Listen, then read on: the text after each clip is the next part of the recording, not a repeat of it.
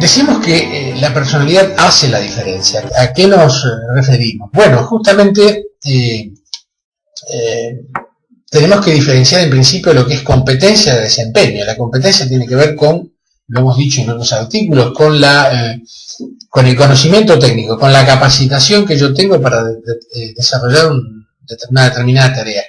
Pero la performance final de esa competencia, es decir, esa competencia puesta en trabajo, puesta en acción, será lo que llamamos el desempeño. Y ese desempeño, que es realmente no lo que sé, sino si realmente lo he aplicado bien y cuál es el producto de esa aplicación, ese desempeño va a estar afectado, además de otras variables, desde luego, por ejemplo, los estilos de liderazgo, los trabajos en equipo, las características del trabajo, comentando que es el factor o la variable de estilo de personalidad. Nuestro modelo implica, sintéticamente, en principio, tres variables. Estas tres variables son el personaje, la persona, llamamos personaje de rol, justamente son las características del rol. Cuando hablamos de persona hablamos de las necesidades de la persona, que en ese momento a la sazón está ocupando ese rol, está desempeñando ese rol. Esas necesidades son tanto físicas, fisiológicas en general, como necesidades de características psicológicas, culturales, como la necesidad de reconocimiento, estima, etcétera, etcétera. Todo lo que es las necesidades afectivas y las necesidades generales de una persona. Pero estos dos factores, también llamamos, en el primer caso, recurso humano, y en el segundo caso llamamos factor humano. Es decir, el recurso humano es el personaje, y las necesidades de la persona, a las necesidades de la persona las llamamos factor humano. Estas dos variables, que están siempre en complemento y en tensión, están articuladas por una tercera constante, en este caso, que es la personalidad. ¿Por qué digo constante? Porque, como hemos dicho, la personalidad no varía. Pueden variar las situaciones y puede variar la respuesta adaptativa, pero la personalidad sigue siendo la misma. Entonces, tenemos, por un lado, estas tres dimensiones: la dimensión personaje, la dimensión persona y, como articulador, la dimensión personalidad.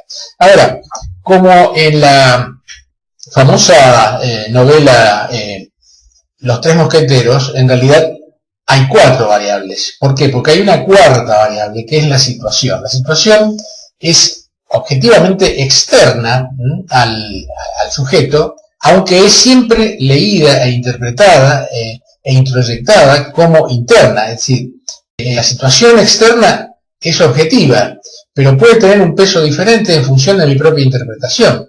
Esta situación, sería la cuarta variable, atraviesa y condiciona las tres anteriores, es decir, a los requerimientos que la organización hace al personaje, es decir, el trabajo concreto que debo llevar adelante, las necesidades concretas que no desaparecen, sino que están allí, muchas veces en suspenso, muchas veces en espera de la persona que está cansada, una persona que está estresada, una persona que está con mente en otro lado en el momento que está trabajando porque tiene un conflicto personal que no está resuelto.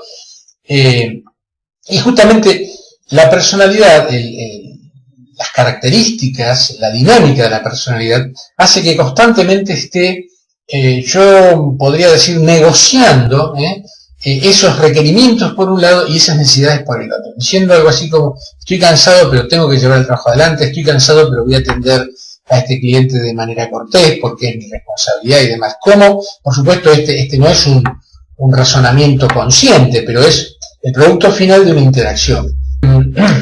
La personalidad, para sintetizar, como decíamos, es la cuarta variable fundamental en la consecución de un desempeño de alta calidad.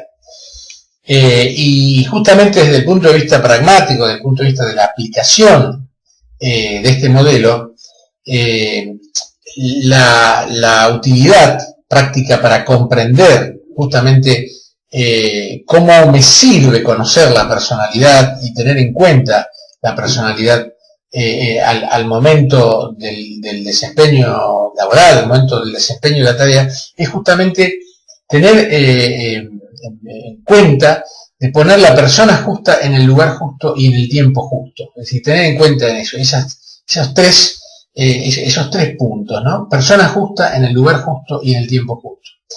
¿Pero qué es la persona justa? La persona justa es la que tiene una adecuada competencia, un equilibrio emocional normal, desde el punto de vista estadístico, y un estilo de personalidad adecuado al puesto. Todo en el marco de un buen clima de trabajo, como dijimos, y en una gestión empresarial sustentable. La consecuencia o el corolario de este modelo es un concepto que es lo que llamamos personalidad competente.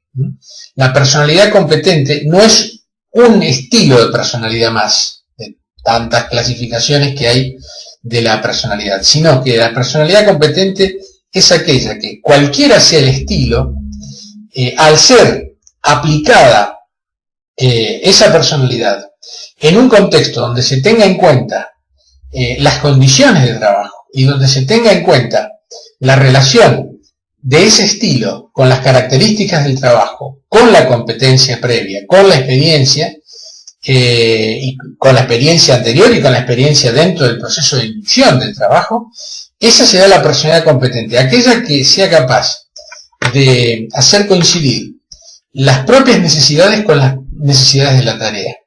Aquella que, para dar un ejemplo muy concreto, si una persona es altamente sociable y altamente extrovertida y disfruta en la interacción con otras personas, y a esto le sumamos justamente la profesionalidad de una capacitación, por ejemplo la venta, y esa persona está en una tarea con características que implique que el desempeño de calidad tenga que ver con lograr una alta performance en relación con el cliente, esa será finalmente una personalidad competente. ¿Por qué?